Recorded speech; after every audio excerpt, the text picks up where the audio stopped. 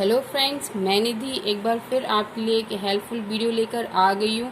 आज हम जानेंगे ब्लड के बारे में एक बेसिक नॉलेज। तो हम जानेंगे व्हाट इज़ ब्लड। तो ब्लड क्या होता है? ब्लड एक प्राकृतिक कोलाइड है। अब ब्लड एक प्राकृतिक कोलाइड क्या होते हैं?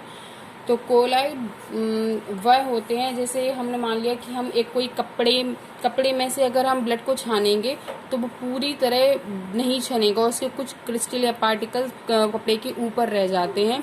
जैसे हमने दूध को छाना है, दूध को छानते हैं तो थोड़े दूध का लिक्विड थोड़ा नीचे रह जाता है और उसकी थोड़ी मलाई, थोड़े से क्रिस्टल उसके ऊपर आ जाते हैं।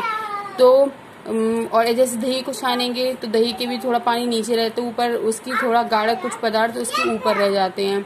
तो उन सबको कोलाइड कहते हैं, जो कपड़े में से पूरी तरह नहीं छनते। क्योंकि कोलाइड को याद करने का, समझने का कोई फॉर्मूला नहीं है, लेकिन हाँ, हम कोलाइड को पहचानने के लिए ऐसे हम एक समझ सकते हैं कि हाँ, वो कोलाइड वो होते हैं जो पूरी तरह से कपड़े के छानने पर पूरी तरह नहीं निकलती। जैसे पानी है, पानी को छानेंगे तो वो पूरा निकल जाएगा, लेकिन वो कोलाइड नहीं है। तो ऐसा कोई इसका कोई फॉर्मूला नहीं है, लेकिन हाँ, उसको समझने के लिए, याद करने के लिए कोलाइड क्या होते हैं जो पूरी तरह से कपड़े से नहीं छनते, कोलाइड कहलाते हैं। तो ये हो गया, ब्लड एक प्राकृतिक कोलाइड है फर्स्ट। और ब्लड एक संयोजी ऊतक है, यानी कनेक्टिव टिश्यू क्यों है? क्योंकि ब्लड पूरे बॉडी को कनेक्ट करके रखता है, इसलिए हम इसको संयोजी ऊतक कहते हैं। क्वेश्चन भी कई बार ऐसा बनता है कि ब्लड क्या है, व्हाट इज ब्लड। तो ब्लड एक कनेक्टिव टिश्यू है। 4 ऑप्शन में कई बार पूछा गया है कि ब्लड क्या है, तो ब्लड एक संयोजी ऊतक है, यानी कनेक्टिव टिश्यू है, क्योंकि ये पूरी बॉडी को कनेक्ट करके रखता है। और थर्ड है पीएच।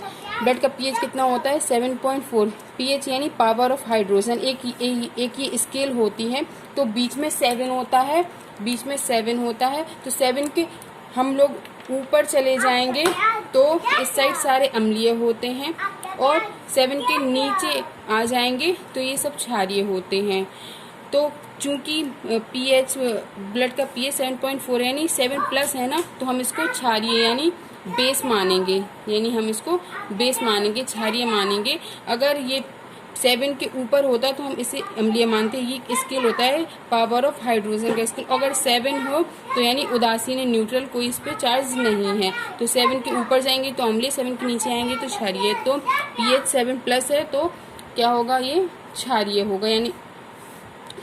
और फोर्थ है मेल में यह 5 से यानी 5.5 लीटर होता है, और फीमेल में यह 5 लीटर होता है। मेल में आधा लीटर ज़्यादा होता है और फीमेल में आधा लीटर कम होता है। आधा लीटर फीमेल में इसलिए कम होता है क्योंकि फीमेल में हीमोग्लोबिन की संख्या कम होती है, क्योंकि हीमोग्लोबिन आरबीसी को बनाने का कार्य करती है, और ब्लड का एक बहुत बड़ा हिस्सा आरबीसी होता है। तो क्योंकि फीमेल की बॉडी में हीमोग्लोबिन कम होता है, इस वजह से फीमेल में आधा लीटर मेल की अपेक्षा कम ब्लड पाया जाता है। और इसका ब्लड का निर्माण कहाँ होता है?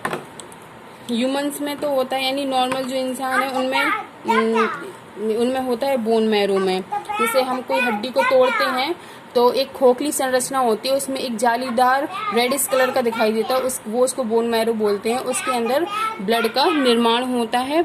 और भ्रूण में, यानी 3 महीने का बच्चा है पेट के अंदर और या 9 महीने का है तो वो भ्रूण कहलाएगा।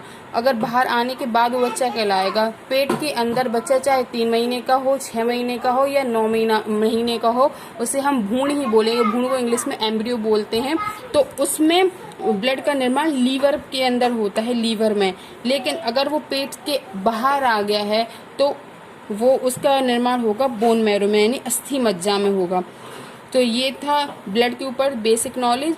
आशा करती हूँ आपको मेरा ये वीडियो पसंद आया होगा। Thanks for watching us.